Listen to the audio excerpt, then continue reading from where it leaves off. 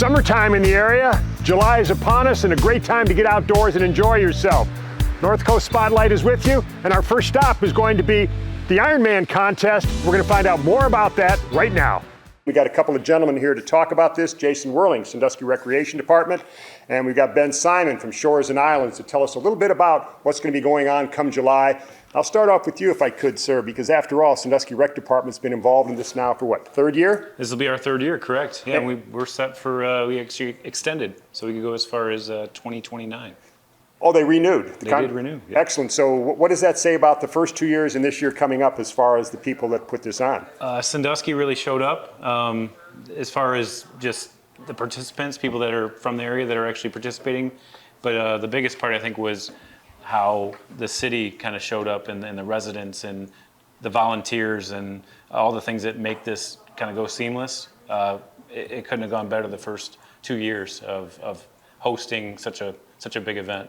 You mentioned the word volunteers. Something of this magnitude that takes place, swimming, biking, and running.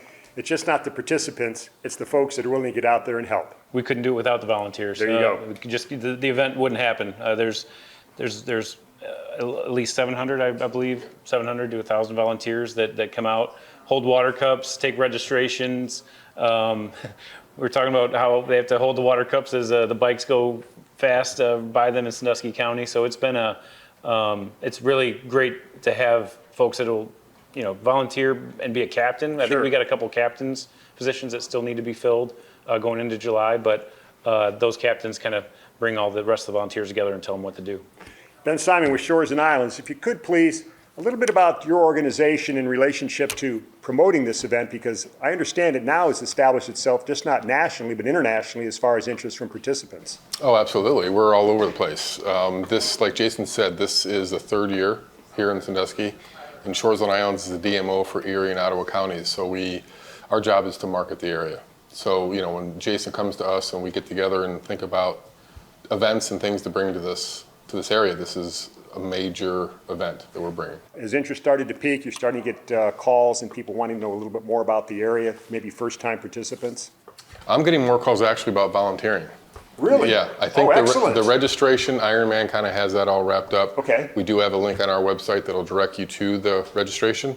But yeah, we're getting a lot of questions about volunteering. People want to come back in and do what they did last year. Okay. If you could pass along, how does one get to be a volunteer? I mean, what are some of the prerequisites to do this? A lot of them are returners. So first year we had a good group that came out. Second year you find some volunteers decide that they want to participate and not volunteer, so they actually want to be an athlete. They might do the swim, bike, or run. Like yourself? Like myself, like Ben. Yeah. There you go. See, these two guys are going to play ball in this thing. You're going to what, run? I'm doing the run. I'm swimming. Oh, good. Yep. Good. And how many miles do you have to do? I think it's 1.2. That's about 1.2 farther than I would rather go. I'll give you a lap. And how about the biking? Well, the bike's 56, but I'm going to run the 13.1. You're going to run the whole thing? I'm just running the 13.1. But you're going to run the whole thing? I'm going to try to run the whole thing. That's what I wanted to hear him say. Yeah. No, I don't. Try, T-R-I, try to run. I don't question you on your ability to get the 13.1, because that's run pretty much on the city streets, correct? Yeah. But the one thing that fascinates me, this just doesn't take place in Sandusky, but it goes out into Sandusky County as well, does it not? Correct, almost to Clyde. Yeah. It's a great flat course. That's a big thing for the athletes, depending on which way the wind's blowing.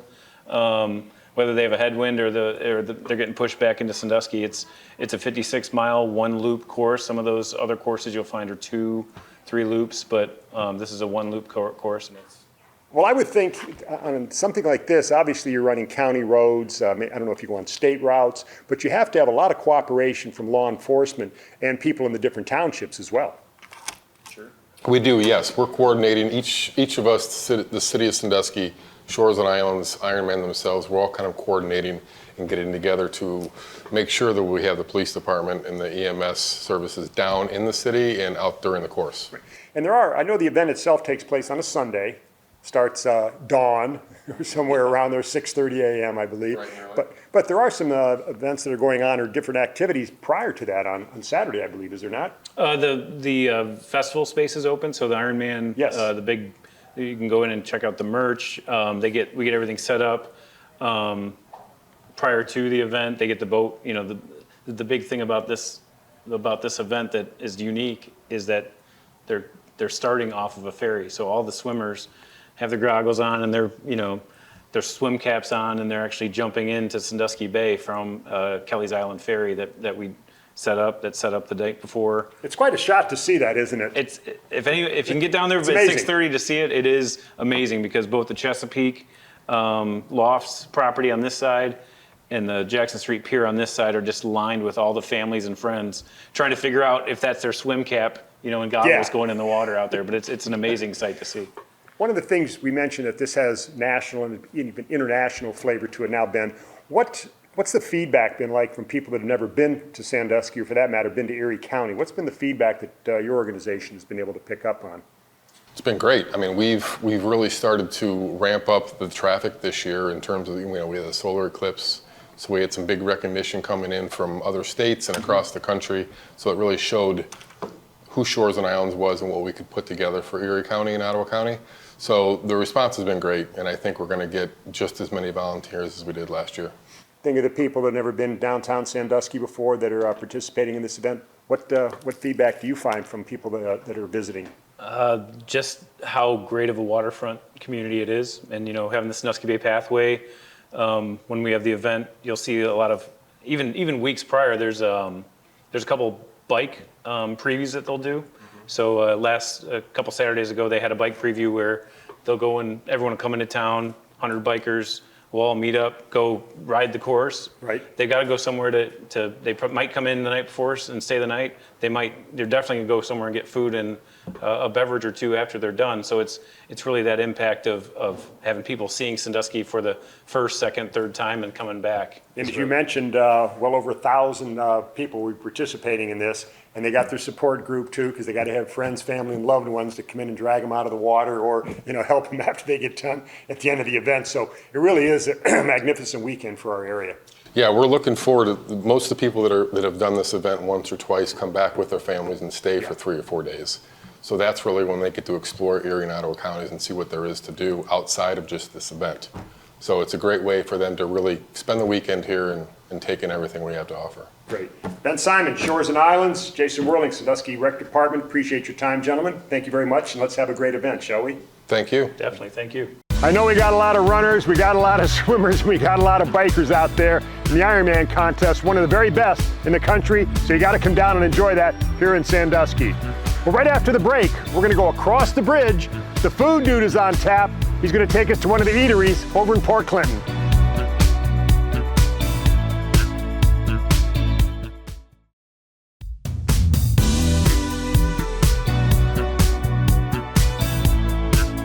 It's the Food Dude, and we are in Port Clinton, Ohio today. Have we got a treat for you? We are at 252 West Lakeshore Drive, about a quarter mile from the Jet Express, the drawbridge, and we are at Doc's Beach House today. We want to thank Ed Fitzgerald for opening up his arms and allowing us to come here. We've got a great selection of food and a couple cocktails for you, so let's go inside and take a look and see what we have here at Doc's Beach House. And I am pleased to be welcomed now by Jacqueline Siebold, District Manager here for Jeremy, Jason, Ed. Of course, Ed. We're inside Doc's Beach House here at Doc's Beachfront Resort, and wow, where can you get a better view and sit down and have a great lunch or a cold cocktail than this? Jacqueline, welcome to our show, but tell us a little bit about Doc's Beach House. Thank you. Where can you go? Nowhere but here in Port Clinton, that's for sure. If you want sun, sand, and food, this is the place to go. Right here on Lakeshore Drive. We're just a quarter mile down from the Jet Express, located right over the drawbridge on the right-hand side. This is more than just a bar restaurant. Tell us a little bit about the whole property. I know we have a jet ski rental, we have hotels, we have wedding venue. Give us a little bit of what all there is to do here. We do. We are actually a one-stop shop right here. You can come have a bite to eat, lay in the sun, swim in Lake Erie. You can stay overnight if you want. We have an 18-room hotel, beachfront resort. If you like it that much and you choose to get married and start your family here, well, that's an option as well. We do weddings all the time on the beach. If you didn't have enough fun, you can rent a jet ski. Right down there, we rent jet skis. You can also rent paddle boards and kayaks. And if the lake isn't for you, which it's not for everybody, we do have a pool bar just across the street. So our new pool bar is called Off the Rock. Yeah, no pun intended. We want you to go to the island as well, but if you're enjoying your time over here, Off the Rock is the place to go, yes. Everybody's getting to see what a great view this is. For people at home, I know you guys have something new. Ed's really proud of it. Tell us a little bit about the webcam and when that started and just how much people are raving about it. I don't think it's been quite a month yet that it's been up, but we have hundreds of thousands of views. It is located right at the top of the Tiki Bar over there, and you can watch it on our website anytime you want. Just go to docsbeachhouse.com and you can see all the fun everybody's having without you. A new addition, I know you'd mentioned the jet skis, a new addition here in the last year or so is the Container Bar. Yes, Tell us a little bit about that. So the Container Bar is the new beach bar. So if you're not hungry but you want to enjoy the sand and a drink in your hand, that's where you can go. We just opened that at the end of the year last year. Open every weekend right now. We'll be serving sandwiches out of it here within the next coming up month. So if you do end up wanting a bite to eat, that's a possibility. You told everybody how to get here. Tell us a little bit about your hours and your website. We open every day at 11 a.m. and we close the kitchen at 9, and the restaurant itself will close at 10. Hard to believe. We did when we decided to do the shoot here on a Wednesday, we go, oh, we should do it then. We'll have no problem. There'll be nobody here. It's packed today. It is packed. Is it like this all the time? Every day, rain or shine, there's a line out the door waiting for us to open it. Well, it's been great chatting with you. I can't wait to get to try some of this food and move my waistline another inch or two. So without any further wait, let's get on to the food. That sounds great. Thanks, Chris. And through the magic of television, I know you have a quick kitchen staff, but a smorgasbord of some of Doc's Beach House's famous food here.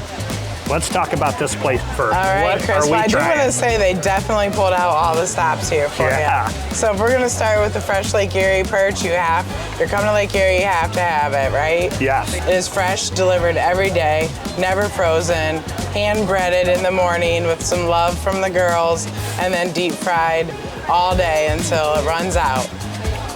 That is incredible perch. Oh, good. And the bun is about as soft as Charmin. I mean, it is spot on. Yes, and the little side dish here so with it? that cucumber salad, one of my favorites, I have to say, especially refreshing on a hot day. That's made in-house as well.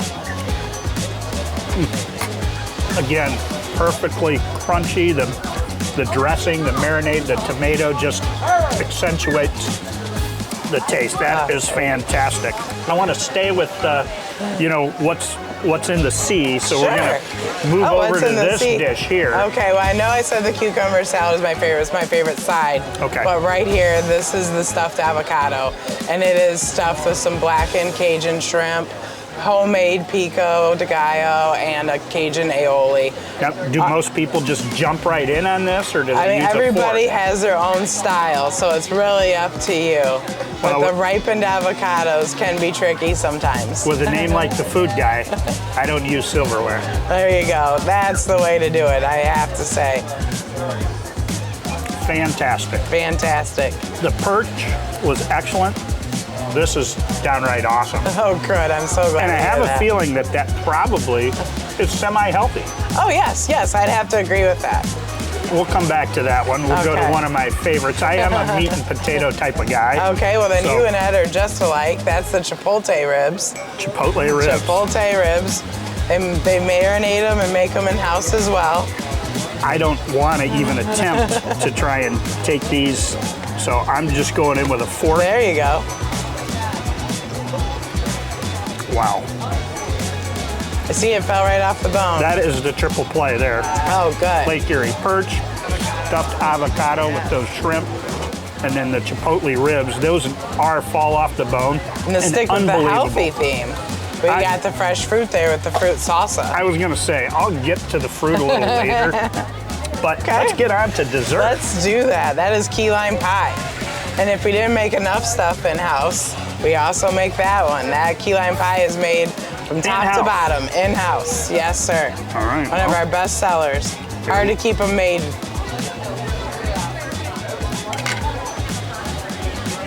Yeah, Forget who needs about Key it. West, right? I mean, that is Slice good. of heaven right here in Port Clinton. To wash all these down on a hot day like today, Yeah. one of the most hottest days of the year, Yes. what do we have here? That is our Lake Erie Mermaid.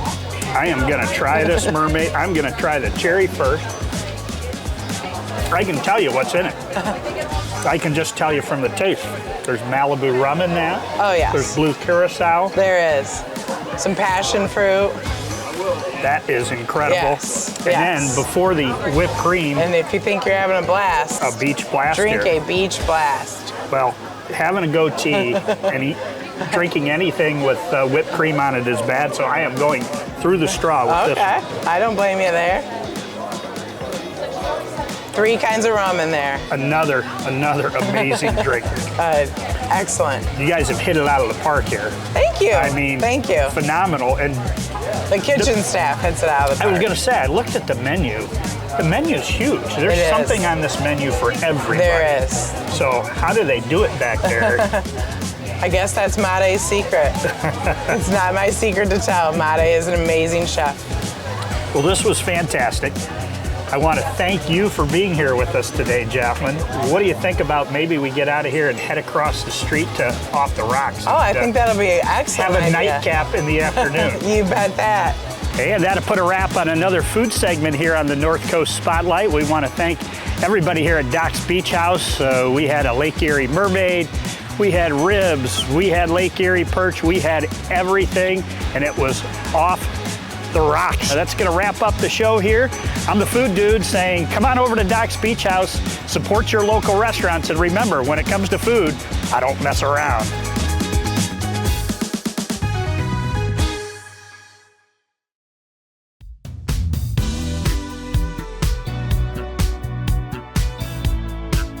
Right now, we're going to go, where are they now? Mike Lilgy, going to go back and look at some of the athletes we've had in the past. We're going to talk to a good one from St. Mary and now out at Perkins, TJ Blanton. Well, our interview guest today, TJ Blanton, we get to see almost the entire spring as he is the head baseball coach of the Perkins Pirates. What people might not know, though, he was one of the better 3-sport athletes to come through the Sandusky Bay Conference in the 2000s. And TJ, thanks for joining us. 2006 graduate of St. Mary's Central Catholic. You were there at a pretty good time when sports were going pretty good. And obviously you grew up in a sports family with your older brother, Jeff, your dad, Scott, who I'm sure everyone in Sandusky knows. So were sports always a big part of your life? Yeah, pretty much from the time I was born. You know, I was holding the ball or doing something and just following kind of in my brother's footsteps, but other, you know, athletes at St. Mary's that, you know, you wanted to be like the Rod Scotts and Mike Wills and, you know, guys like that, the Upfer family in wrestling. And you always had someone to look up to and wanted to be kind of that next person. And that was kind of how I grew up. And it was always a competitive, you know, nature with my friends, you know, the younger brothers of siblings that had success. And it was always kind of that next guy up and who was going to be the next one to do something great. Obviously, you went on to play college baseball, but you were a pretty good football player yourself. Your senior year, you take over as full-time quarterback, coming off of a tremendous couple of years. You guys were in the playoffs. You were fighting for conference titles. So you step in as a senior. You're the guy. You're the full-time quarterback. What was that like? Yeah, that was a special year considering, you know, we lost a lot from the team before, and that was probably one of our best teams we've had. You know, even, you know, you can always compare the Michael Jordan LeBrons, and we compare that 1990 team to the 2004 team with Spencer Dyatt running back, very comparable to the Mike Will, and just all around we had a really good team. And losing those guys, I think we came in projected to finish last in the conference my senior year. But we had a good group of guys that had played together for a while, and we knew we could be competitive. And, you know, we were right up there throughout the entire season until the Huron game. They beat us in a close game, and, you know, everyone expected us to kind of get beat up quite a bit that year, and we really, I think finished tied for second, and we always talked about ourselves as the small fish in a big pond, and that's kind of what it was back then. And looking at St. Mary's now, the numbers are small, and even then, I graduated with 49 kids in my class, so we were small then. Every team we were playing, I think Margaretta might have been the next smallest school at probably 100 or so students, and some of those schools were much bigger than us, but we just had that attitude of it didn't matter who was out there, we were going to compete. Well, football, a great career, wrestling, a great career as well. And you talk about Panther Wrestling, they had won 5 straight state championships at one point, team championships. So what was it like wrestling under Coach Roth and that kind of competitive spirit and nature in the program at the time? Yeah, I mean, our wrestling room was absolutely loaded. So our practices, we always said it, our practices a lot of times were harder than the actual meets. Our B team went to varsity tournaments and won the tournament, walking away with the tournament. We'd outscore teams by a lot with our second team. But just that drive and competition, Coach Roth did a great job, Coach Heemstra, of keeping us motivated to just keep doing better. And you couldn't slack in practice, because the next guy would be right there ready to take your spot if so. And one year we had 38 kids on the wrestling team, and I believe we had 42 on the football team. So that kind of shows you what that program was at the time. During your high school baseball career, you kind of played all over the diamond. You mentioned shortstop. If I remember correctly, they had you catch, they had you play the outfield. So there was a level of versatility there because of your athleticism that definitely had help. Yeah, I was a catcher, pitcher most of my life, and actually my sophomore year I blew my arm out in a wrestling match. At the time I was told to have Tommy John surgery, and it was like an 18-month recovery, and I was, that would have put me back senior year. So I didn't really want that option, and kind of the reason led me into my career that I am now was I spent a lot of time in physical therapy.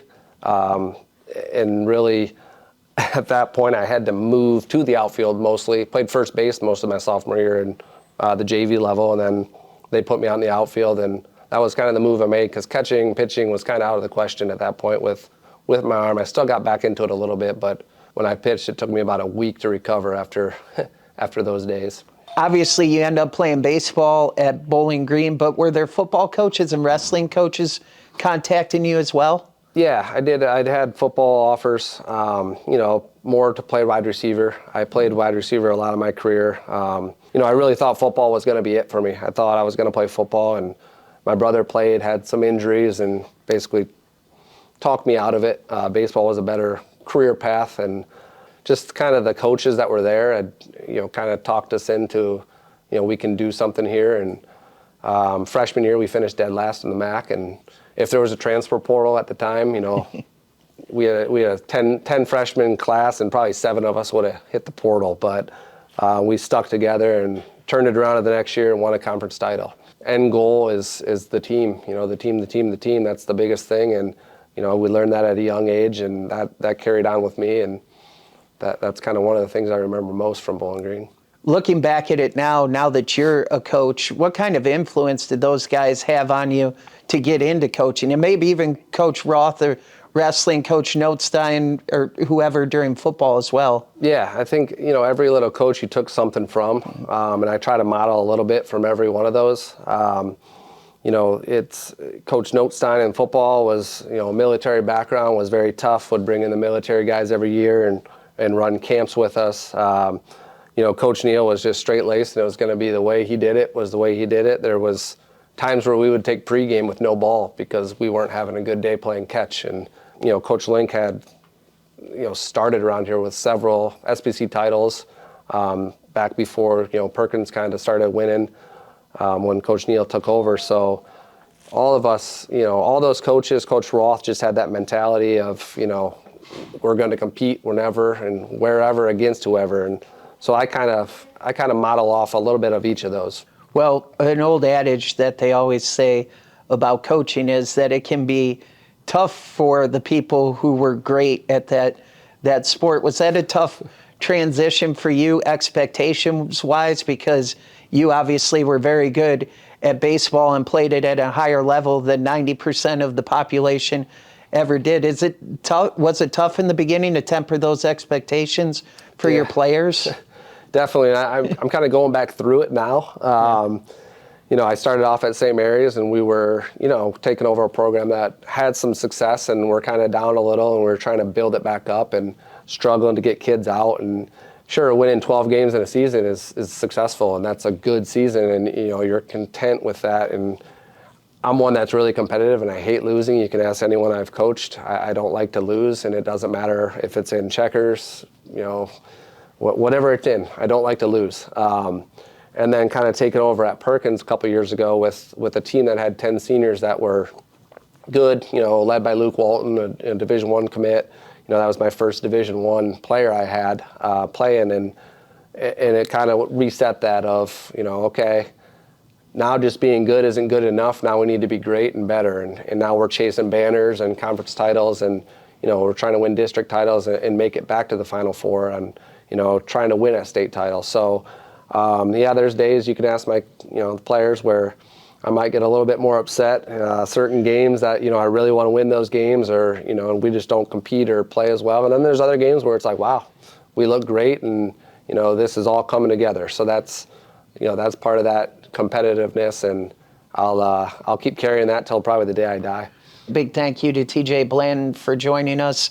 You truly were one of the best three-sport athletes to come through the SBC in the early 2000s, and I know a lot of people think of you now as a baseball coach, but I hope they appreciate that everything you accomplished through your high school years and into college.